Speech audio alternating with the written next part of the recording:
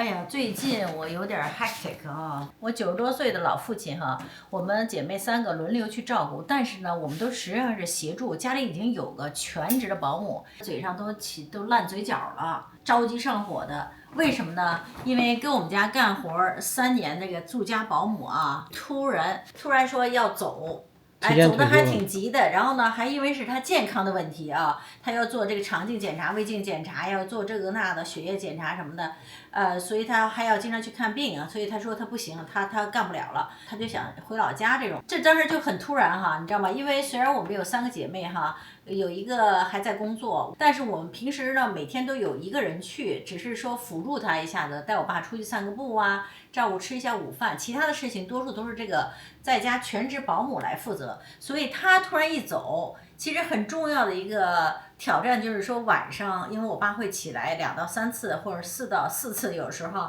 都没准儿哈。那我们基本就睡不好觉，突然一下特别紧张哈。如果没有这个保姆，我们的生活会就是受到很大的影响哈。我们这几个就都休息不好。是该送养老院呢，还是再找一个新的保姆？其实按行业标准，如果不能自己大小便，就不能算是能自理了。可是呢，因为有我们姐儿仨，所以他们俩坚决不同意去养老院。所以今天咱们就聊一聊哈，我们怎么在2天的时间内迅速的面试了2家家政公司，这个7、8个人吧哈，7、8个保姆，然后发现一些什么规律啊，然后怎么很快的找到一个。到现在为止吧，有2个礼拜了哈，我们还都比较满意的一个保姆，跟你分享一下我们这个找的过程。他吃的物的，对，他吃的物的啊。新保姆爱说爱唱，真像对小孩一样，拉着我爸一直的活动，尽量的少睡觉，而且还变着花样的做饭。他有一个抖音账号，上班第2天他还发了这样的一个视频。照碧海，一团火焰出水来。看了以后真的是非常的感动。找一个保姆，找一个好的保姆吧，真的是非常重要啊！直接影响我爸爸的身心健康，也影响我们这3个孩子的身心健康，各自的生活。因为很多人说找保姆特难，找一个好母，有人说是在国内是基本上不可能的，是吧？当时说这保姆一说一辞职，当时我的脑袋都要炸了。我想当时就脑子嗡一下，就觉得啊，因为这个保姆带着保姆啊，已经跟我爸形成了非常好的默契。所以我每次回国回家不用太动脑子，除了买些吃的用的，别的就照他说的一步步做就好了，非常省心。现在可好了。然后呢，我姐姐又有高血压，最近身体不太好，弟弟又要上班，所以我就只好抓着溜一起赶鸭子上架。不过我想怎么说呢，也非常类似我们在美国找工人嘛，大致分4个步骤。在这个过程中呢，我也发现几点意外的事情，在结尾的时候我会给大家提个醒。我们有很多网友父母也都是大概80、90岁的，很多还是独生子女啊。你要怎么在国内，什么样的人适合在国内找个保姆，而不是去养老院？怎么找保姆？怎么能够尽快的找好保姆，把他培训好？哎，这些里头呢，还有一点小的经验啊，我今天跟大家分享一下。第一，首先要明确你到底需要什么样的人。对我们来说，就是能维持现状的。现在状态呢，就是说，基本上保姆24小时住家，晚上呢在同一个房间里头搭了个小的行军床吧，就是怕他夜里起来。总之，住家保姆除了日常的洗衣做饭、打扫卫生、定时给老人喂药、搀扶大小便和出门晒太阳以外，主要是夜里老人的起夜搀扶。正如2年前我分享过的，原来的这位保姆非常难得的一点就是他夜里睡觉的习惯。我爸一有动静他就知道，但是他不是马上起来开灯啊，就叫老人去厕所而是呢等一下。听一听我爸到底是不是真的要去卫生间，因为有的时候老人醒了以后就坐在床边，会坐一会儿，坐几分钟、10几分钟，然后倒头又睡了，然后他就过去把被子盖一盖。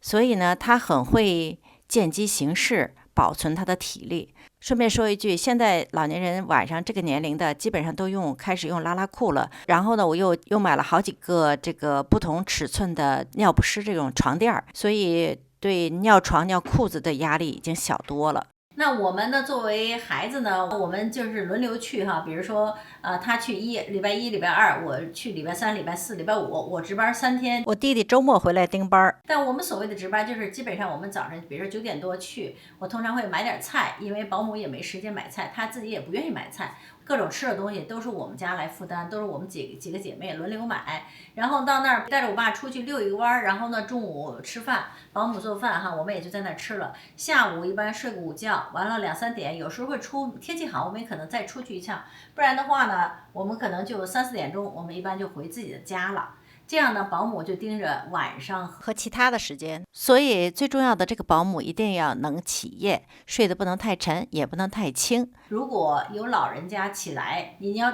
搀扶他去卫生间，像我爸现在还不是说在床上弄啊，他还非要坚持去卫生间，还要讲4文这种的，所以你必须得要有人盯着，陪着他，带着他去。这实际上另外也涉及到这个年龄不能太大，否则他自己如果睡眠都不好的话，那就肯定不适合这个工作。第二步呢，就是从哪里找。2年前我们的视频里头已经分享过了，我们极力推荐是你应该从正规的家政公司找，而不是从私人，哎呀，这个邻居介绍，那个朋友介绍的，因为那样实在是太没保证。虽然佣金比较低，家政公司我认为最大的一个好处，到现在为止2025年底还是这样的，就是说你一旦不满意这个人的话，1年内你可以换任何一个这个公司的其他的人。我认为这是个巨大的优势啊，朋友们，你们肯定听说过吧？周围很多人就是他们的父母吧，本来就不愿意要保姆，来了保姆就3天2头要换。有些老人呢，就是嫌这嫌那的，要不嫌他不干净啦，要不嫌着这个人怎么这么粗心啦，就是看不得别人闲着一会儿啊，反正种种各种原因，3天2头的换保姆啊。所以的话，你就说，如果你找了一个保姆，如果不能够随便换的话，那不是很麻烦吗？你就陷里头了，你就每次要重新找。前2步在家里准备商量好了以后，我们现在统一了有一个共同的目标。第3步就是开始行动了，也就是要去联系家政公司，收集现有的所有保姆的资料，筛查一下，准备面谈。3年前我们那时候找的时候就知道，我们家周围附近把几家家政公司，当时我弟弟都已经就打听好了哈，在这大概我就估计5、6家里头吧，他已经挑了2家比较可靠的，觉得而且资源比较多的。我们马上联系第1家的负责人，要来所有没有上户的保姆的个人信息。他很快就给我们发了8到9个吧，每个人就是1页的简单表格，包括他们的年龄、生日、擅长做什么饭呐，然后他最近的工作经历。第一个让我们没想到的是，他们的文化水平写的都是小学，高中的都很少。我们也只好从矬子里拔将军吧，挑了2到3个，准备第2天去面试。可是去的时候又让我们俩很惊讶了。发现的是，这家最好的公司呢，也只有1个房间，然后里外稍微隔开了一下。而且呢，我本来选的是3个人吧，其中有1个人已经被别人家挑走了。所有现在没有上户的都来了，并不是我要的那2到3个。然后他们说的理由是说，这样效率更高，你也不用反复介绍你家的情况了。我说好吧，我也只能硬着头皮上了啊。先介绍一下我爸的基本情况，主要是年龄和他的自理情况。然后呢，就要介绍他的性格方面。我说呢，我爸呢性格温和啊，不打不闹的，所以看着他们就眼睛好像有点一亮的。因为我听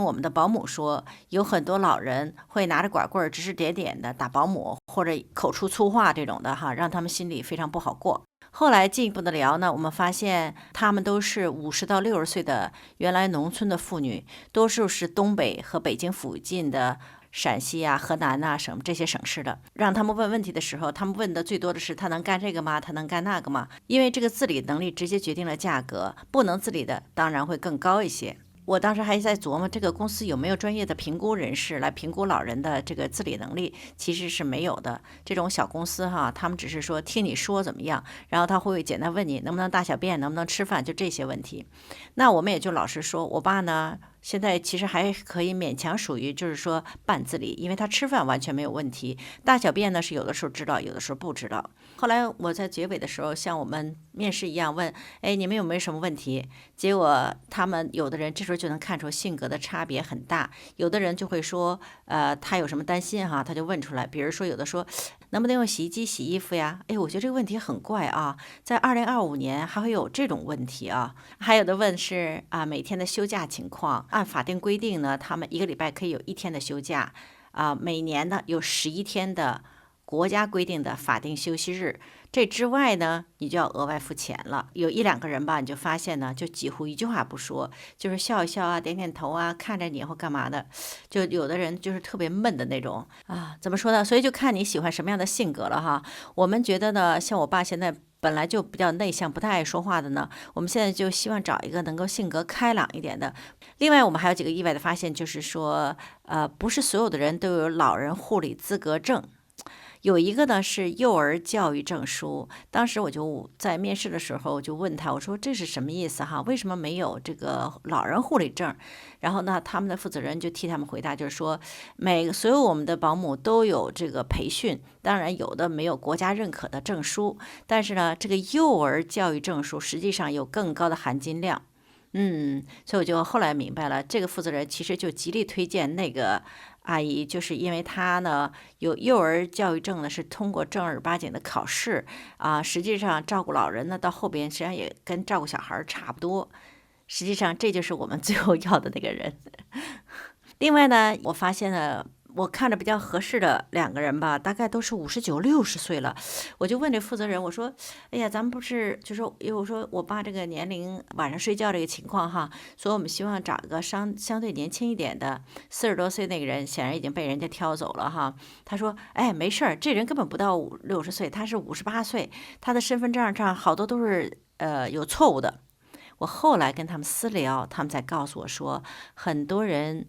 在这个保姆里头，大概至少得有1半人。其实我知道，不是保姆里头，我周围邻居里有好多都是身份证有作假的，多数呢都往大处写，为了是早点上学、早点工作、早点挣工龄，或者是为了早结婚。第一家看完以后，我们基本上也同意那位负责人推荐的那个，可是呢，心里头又在嘀咕，是不是还有更好的、更年轻、更高个儿或更有力气的？本来也想找个男士的，可是一个候选人都没有，所以我们又联系了第2家。这第2家是在军门楼下的一个底商，一个小门脸儿，在门口接我们的是一位中年大嫂，前面还抱着个小婴儿，我们就感觉有点不太自在。进来以后，3、4个保姆都来了，屋里头很凌乱。我说到里头去看看，他说里头更小，而且还有个婴儿摇床，还有电饭锅。我们就只好忍着，就跟他们带着笑脸啊，重复了昨天那个过程。然后呢，其中有一位呢非常爱说话的保姆呢，好像我说什么他都明白，然后夸自己的前家对他多么多么好。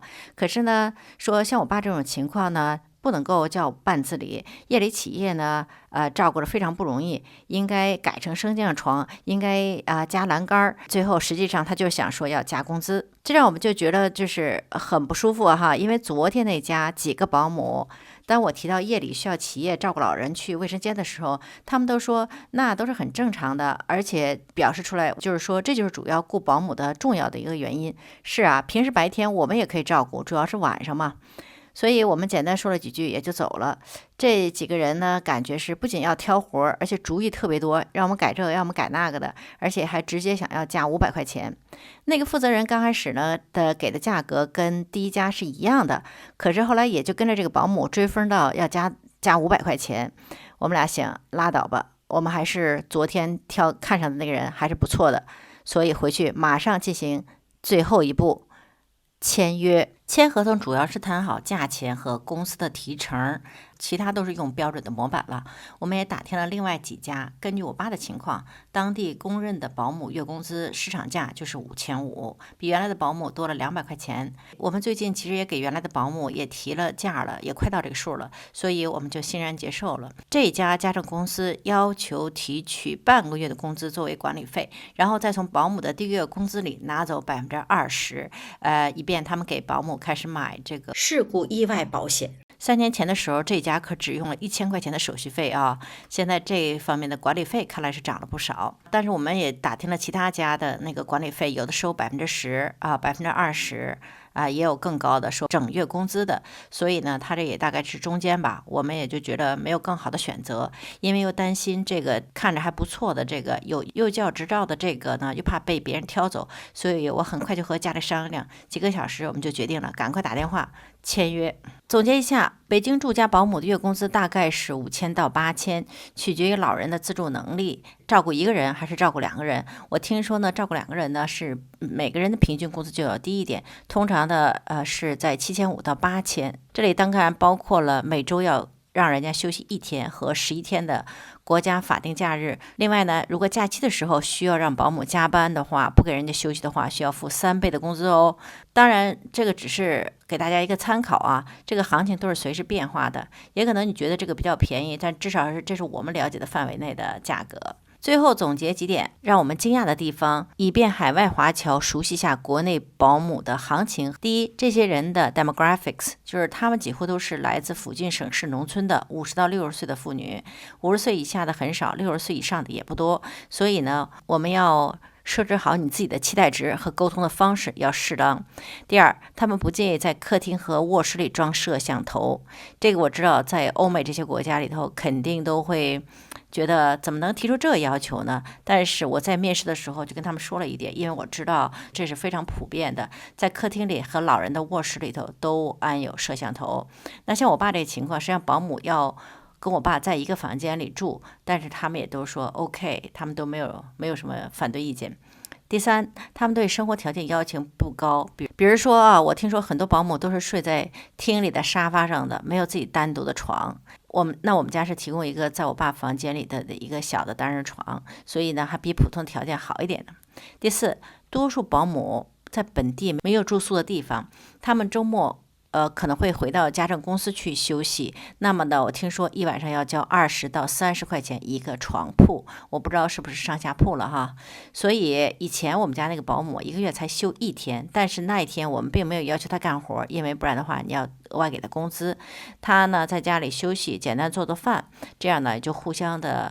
抵了。但是呢，这个新的保姆性格比较开朗，喜欢自己有周末放松的一天，自己周末去玩，所以他就每周6上午走，周日上午回，24小时。第五，一般的这点也是让我很没想到的是，子女可以一起跟着保姆和老人一起吃饭，就如同我们在中午在那儿哈。以前我总觉得还有点不好意思哈，然后我还说我弟弟，你为什么让人家又给你做面条又给你做饺子的哈？有的时候拿这些饺子走哈。他说没什么呀，大家都这样啊。后来我跟最近这个新的保姆在聊的时候，他也说他经常问我你想吃什么。后来他就说他在以前的那家呢是照顾一个80多岁的老人，那家那女儿呢也是快70的一个人了，所以他们在一起经常就是他女儿想吃什么就跟照顾一个半人一样，所以呢他们也认为没什么的。这些呢都是我们在海外的这些华侨可能不熟悉的地方，所以总结出来给大家提个醒啊。不知道你们在找保姆的时候有什么故事哈？有经验的在前面可能就想提醒我了，说嘿，你别高兴太早了。哎，是的，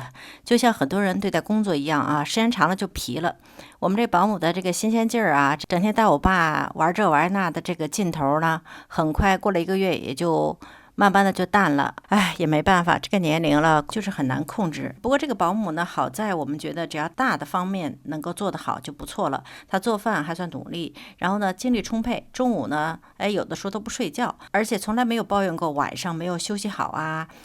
怎么腰疼啦、腿疼啦什么之类的，而且还愿意学习新的东西。我教他用血压仪、血氧仪啊这些东西啊，他都还很快的学习。而且呢，我让他测，他会额外的去测一下。怎么说呢？现在至少还可以给他打80多分，所以呢，还基本上满意吧。好，今天的视频就这些了。我可是掏心掏肺的跟大家分享这些私密的事情啊，主要是希望能够回答很多网友以前提过的问题，也欢迎有经验的网友在留言区多分享你的经验，以便成为我们这个社区的公共资源，供大家相互借鉴。谢谢收看，下次再见，拜拜。